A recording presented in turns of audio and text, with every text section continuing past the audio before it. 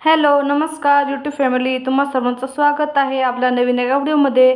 तर आज इथं होती माझी अपॉइंटमेंट आणि काल संध्याकाळी माझी बहीण माझ्या घरी आली होती. मग आता त्यांचं सकाळी सगळ्यांचं आवरलं आणि मग आता त्यांना आम्ही स्टॉपवरती आणलं. तो गाडी येईपर्यंत आम्ही त्यांचं वेट केलं आणि नंतर 1-2 रील्स काढली, इंस्टाग्रामला शेअर केलेली आहे. त्याच्यानंतर ते त्यांच्या मार्गाला लागले, नंतर आम्ही आमच्या मार्गाला लागलो.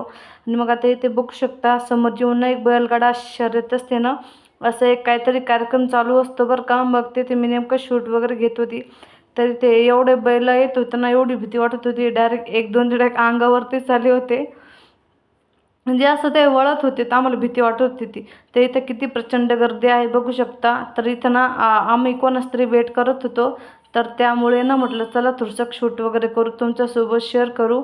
तर आज माझी होती हॉस्पिटलची अपॉइंटमेंट. तर सकाळी येताना बघू शकता मी 1-2 रील्स वगैरे काढली होती. त्याच्यानंतर थोडंसं समोर आल्यावरती इथे हा बैलगाडा शर्यतीचा कार्यक्रम चालू होता. तर आता हे काही मला एवढं कळत नाही, फक्त आम्ही फोनमध्ये बघायचो. आणि माझे मिस्टर म्हणे मला कळतं म्हणे, मग हे असं असं असतं म्हणे. पण मला तर काही बिलकुल कळत नाही, तरी पण मी हा व्हिडिओ तुमच्यासोबत शेअर करते. तर हे कसं कसं असतं, काय असतं, नक्की मला कमेंट करून सांगा. तरी ते भरपूर असं चाललेलं होतं. मग आम्ही थोडा वेळ इथे उभं राहिलो. तर इथं बघू शकता एक व्यक्ती घोड्यावरती समोर चाललाय आणि बाकीचे जे काही बैल घोडा वगैरे त्यांची शर्यत लावलेली असते, तर सगळ्यात आधी कोण पुढे जातं असं काही असतं वाटतं. त्यात काही मला एवढं माहिती नाही आहे. पण आता मला जेवढं तुमच्यासोबत शेअर करता येते मी तेवढं शेअर करते. आणि खूप छान होतं बरं का. आणि पण ते बैल यायचे ना, नंतर असं असं कसं वाटायचं, ते जर थकलेले असले किंवा कसं होतं, त्याच्यामुळे मग भीतीच्या कारणानं खूप घाबरत घाबरत असा व्हिडिओ मी तुमच्यासोबत शूट करत आहे. तर आज ना माझी ती हॉस्पिटलची अपॉइंटमेंट होती. तर मला जायचं होतं हॉस्पिटलमध्ये आणि परत एक व्यक्ती येणार होते हॉस्पिटलमध्ये. तर मग आम्ही त्यांना म्हणजे त्यांचं पण दातांचंच काम चालू होतं. तर मग ते आम्हाला म्हटले होते इथे, कारण कसं प्रायव्हेटमध्ये भरपूर असा खर्च येत असल्यामुळे ना मी थोडं बाहेर जाऊन करणार होते. मग तिकडं जायला यायला थोडा म्हणजे वेळ लागतो, पण कामच छान प्रकारे होतात. मागच्या वेळेस पण मी जो काही केलेलं होतं, फक्त ते ना कॅप वाचून थांबल्यामुळे परत आता ही जी काही आपण पहिली प्रोसेस करतात ना, आता ज्यांचे ज्यांचे दातांचं काम केलेलं आहे त्या व्यक्तींना माहिती आहे की काय काय असतं, काय काय नसतं. तर हे सर्व त्रास त्यासाठी मी सगळ्यात आधी तिकडे गेले, हॉस्पिटल बघून आले कसं आहे काय आहे. आणि म्हणजे तिथे शिकणारी मुलं पण असतात आणि मेन डॉक्टर पण असतात. तर मग शिकणारी मुलं आहेत तर ते थोडंफार काम करतात आणि जे काही मेन असतं ना, मग ते जे परफेक्टली झालेले आहे मग ते त्यांना सांगतात. मग तिकडे एक मॅडमची अपॉइंटमेंट होती आम्हाला दिलेली. मग आम्ही तिकडे गेलो, आता मी पोचलो आलेली वगैरे. आणि मग दवाखान्यात. हे तिकडनं बघू शकता येताना ना दात कसं झालंय. थोडंसं नाश्ता वगैरे आणलेला होता.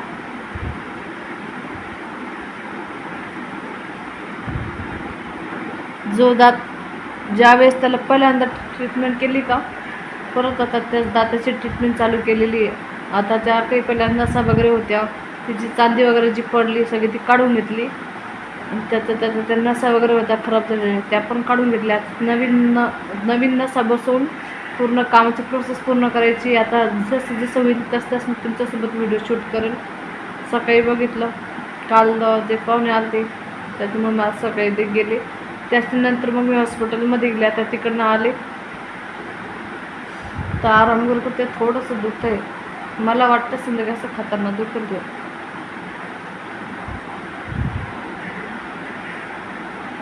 थोडं उंच वाटत आहे. तर आता चला मी येतेच व्हिडिओ एंड करते. भेटू नेक्स्ट व्हिडिओमध्ये.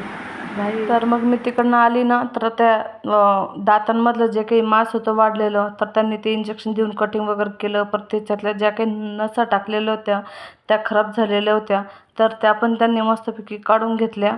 आणि मग नंतर ना तिकडनं येताना नाश्ता वगैरे घेतलेला होता. तर तो नाश्ता काही मी तिकडं खाल्लेला नव्हता. तर माझं ना नेमकं दातांचं जे काही काम केलं होतं, जेव्हा नसा वगैरे होता ना त्या खराब झालेल्या होत्या, तर मग त्या सर्व काढून वगैरे घेतल्या. आणि मग त्याच्यामध्ये लवंगचं तेल आणि कापूस घेऊन पॅक करून दिलं आणि वरतून कच्चं सिमेंट असं लावलं. डॉक्टरांनी सांगितलं होतं 1 तास वगैरे तुम्ही काही खाऊ नका म्हणे. मग आम्ही घरी येण्यासाठी निघालो ना, तर मध्ये आमच्या 2 जोड्या होत्या ना, तर त्यांनी ना मस्त नाश्ता वगैरे घेतला होता तिथे. एक जो होता माझ्यासोबत पेशंट त्याचं काही अजून काम नव्हतं चालू झालेलं, कारण की मग त्याच्यामुळे त्यांना चाललं. आणि माझं नातं इथे मला माहिती होतं ज्यावेळेस आपलं मेन कामाचं काम चालू करतील त्यावेळेस खायला चालत नाही. तर त्यासाठीच मग मी सकाळी वरण भात भाजी पोळी बनवली, पाहुण्यांना पण हे केलं. मग ते जेवले, मी जेवले. मग मी माझं बाकीचं काम होतं ते आवरून ठेवलं आणि लगेच हॉस्पिटलला गेली. तिकडून मग सगळं मग त्यावेळेस जेवण केलं. मग मला काही जेवायची इच्छा नव्हती आणि माहिती होतं ना दाताचं काम चालू असल्यामुळे जेवायला चालत नाही. मग मी सकाळीच आधी जेवण वगैरे घेतलं होतं. मग तिकडे गेली, त्यांनाच वगैरे काढून आणल्या. त्याच्यानंतर मग त्यांना दाबेली घेतली होती माझ्यासाठी त्यांनी पार्सल. मग म्हटलं मी आताच काही घात नाही, म्हटलं मी घरी गेल्यावर घेईल. आणि थोडं न जसं ते काम सुरू केलं त्यांनी ना, त्या ज्या नस असतात त्या सगळ्या मोकळ्या केल्या ना, तर ते ना थोडं थोडं असं मुळा हल्ल्यासारखं वाटत होतं. म्हणजे असं थोडंसं पेन व्हायला सुरुवात झाली होती. तर मग मी काय केलं माहिती का, नंतर घरी येऊस्तर खाल्लंच नाही. आणि नंतर मग इथे ना दाबेली आणलेली होती पार्सल. तर ते कशी एका साईडनं हळू इकडच्या साईडला मी चावायचे ना, तर इकडच्या साईडला थोडासा हलकासा धक्का लागत होता. तर आता इथे ना मी दाबेली आणलेली होती. तर म्हटलं आता ती अशीच पडून राहील. मुलाला दिली एक, म्हटलं तू एक खा, एक मग मी खाते. मग आता इथं ना मी कशी तरी करून हळूहळू खायला सुरुवात केली आणि खूप सावधानीने खात होते बरं का, एकदम जपून. म्हटलं उगाच सहज जर धक्का लागला ना तर बघायचं कामच नाही. तर डाव्या साईडची माझी धाड आहे, तर त्या साईडने मी अजिबात काहीच खात नाही. आणि तसंही मी आता थोडं थोडं नरम वगैरेच खाणार आहे, कारण की आता 2 ते 3 दिवस भरपूर असा त्रास होईल. कारण की दाढीमध्ये जे काही मांस वाढलेलं होतं तर ते त्यांनी कटिंग केलं ना, तर त्याचा करडा आलेला वाटतोय मला म्हणे आता हे जे आपण काही काम करणार आहे ना, तर पुढं इंजेक्शन द्यायचं काम काही पडणार नाही म्हणे आपल्याला, फक्त मी मांसपुरतंच इंजेक्शन दिलं होतं असं सांगत होते ते डॉक्टर. त्याच्यामुळे मग काही जास्त पण थोडंफार असं दुखतंच, करडा वगैरे. कसं आहे आता शेवटी दातच काम म्हटल्यावर कसं राहतं, ज्यांना ज्यांना केलेले त्यांना तर माहितीच आहे. तर मी तर आता पहिल्यांदा जर सर्व प्रोसेस पूर्ण केले असते ना, तर आता ही वेळ माझ्यावर परत आली नसती. पण काय करणार, माणूस परिस्थितीच्या समोर काहीच नाही करू शकत, बरोबर आहे. आणि ही कंडिशन ज्या ज्या व्यक्तींवर येऊन गेलेली आहे ते व्यक्ती नक्कीच समजू शकतील, बरोबर आहे. तर नंतर आता इथं नाश्ता वगैरे आणला. मग आता ही दाबेली खूप छान लागत होती. आता सकाळचं जेवण झालेलं होतं. मग आता ही दाबेली होती, तर म्हटलं आता ही खाऊन वगैरे घेते, मग थोडा आराम वगैरे करते. मग परत स्वयंपाक वगैरे करायचा. आणि मग आता पिलूचे पप्पा परत मग त्यांचा आवरतील आणि यांचे जे काही काम आहे ते करत बसतील, बरोबर आहे. तर मग आता इथं ना माझा नाश्ता वगैरे करते. तर आता थोडंसं बरं वाटत होतं. मग म्हटलं कसं तरी वाकडं तिकडं तोंड करून ना हलकं खात होते मी. आणि तुम्हाला आजचा आपला संपूर्ण व्हिडिओ कसा वाटला नक्की कमेंट करून सांगायला विसरू नका.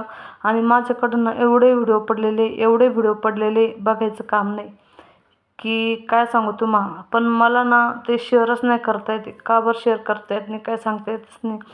तरी पण मी ना तुमच्यासोबत नक्कीच लवकरात लवकर व्हिडिओ एका दिवसात 2-2, 3-3 एडिट करून ठेवते आणि शेअर करते.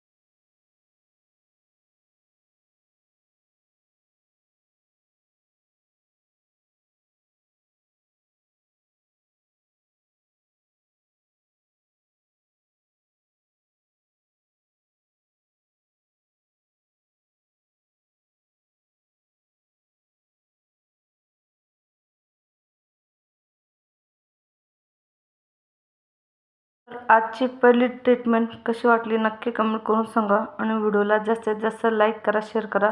भेटू लवकर नेक्स्ट व्हिडिओमध्ये.